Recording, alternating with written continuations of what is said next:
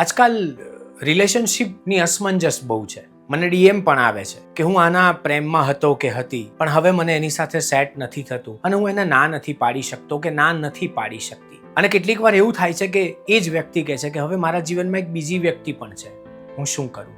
મારે તો એટલું જ કહેવું છે કે પ્રેમ છે તો એને વહેવા દો. જેની સાથે જીવવું ગમે છે એની સાથે તમારા જીવનને જીવવા દો.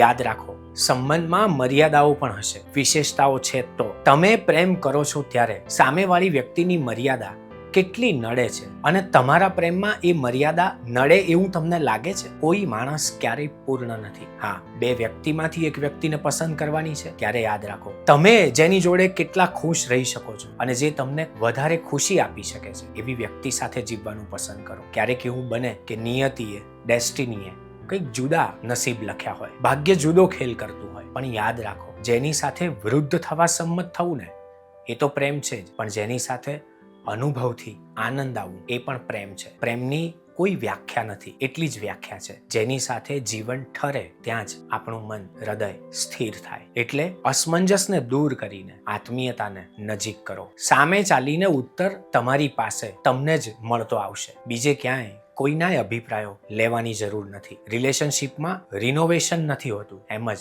રિલેશનશિપમાં કોઈનું નથી હોતું, માત્ર આપણે કોઈકના થવાનું હોય છે.